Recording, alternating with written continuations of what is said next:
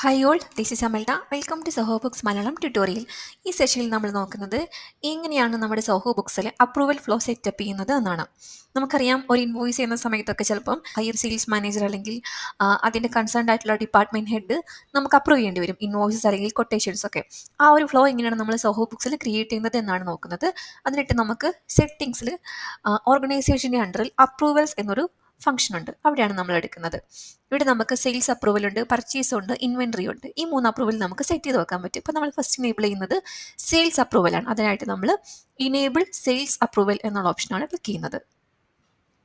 ഇങ്ങനെ ഇനേബിൾ ചെയ്തിട്ടുണ്ടെങ്കിൽ നമുക്ക് ആരാണ് അപ്രൂവർ എന്നുള്ള ഓപ്ഷൻ നമുക്ക് ഇവിടെ കൊടുക്കാൻ പറ്റും. ഇപ്പോൾ നമ്മുടെ ഓർഗനൈസേഷനിൽ നമ്മളിവിടെ യൂസേഴ്സ് ലിസ്റ്റിൽ നമുക്ക് 2-3 പേരുണ്ടെങ്കിൽ അവിടെ നമുക്ക് ഇപ്പോൾ ഞാൻ ഒരാളിവിടെ യൂസറായിട്ട് ഇവിടെ, പക്ഷേ 2-3 പേരുണ്ടെങ്കിൽ ആ ഒരു യൂസറെ നമുക്ക് ഒരു പർട്ടിക്കുലർ യൂസറിനെ നമുക്ക് അപ്രൂവറായിട്ട് സെറ്റ് ചെയ്താക്കാൻ പറ്റുന്നതാണ്.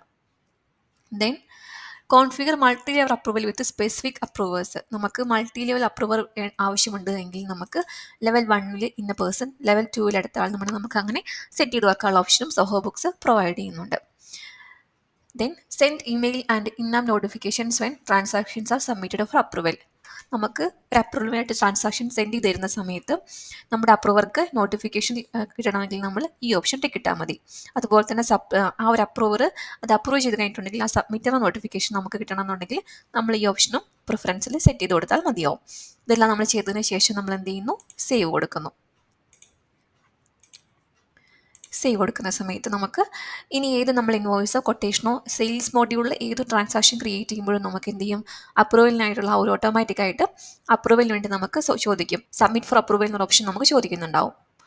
അപ്പം നമ്മൾ എന്ത് ചെയ്താൽ മതി, ആ ഓപ്ഷൻ ക്ലിക്ക് ചെയ്ത് കഴിഞ്ഞിട്ടുണ്ടെങ്കിൽ ഓട്ടോമാറ്റിക്കായിട്ട് അവർക്ക് മെയിൽ പോകുന്നുണ്ടാവും നമ്മുടെ അപ്രൂവറിന്. അപ്രൂവർ അത് അപ്രൂവ് ചെയ്ത് കഴിഞ്ഞിട്ടുണ്ടെങ്കിൽ നമുക്ക് നോട്ടിഫിക്കേഷൻ വരും. അതനുസരിച്ച് നമ്മൾ എന്ത് ചെയ്താൽ മതി, ആ ഒരു ഇൻവോയ്സ് നമ്മുടെ കസ്റ്റമറിന് സെൻഡ് ചെയ്ത് കൊടുത്താൽ മതിയാവും.